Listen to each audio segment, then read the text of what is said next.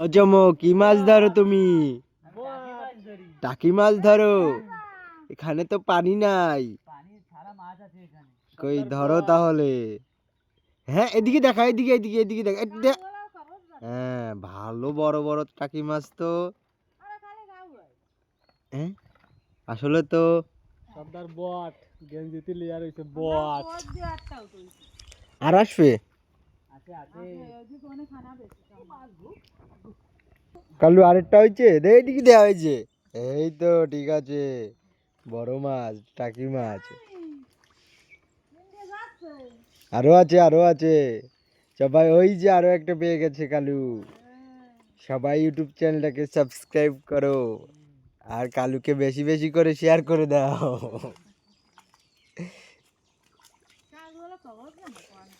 চলে আসো।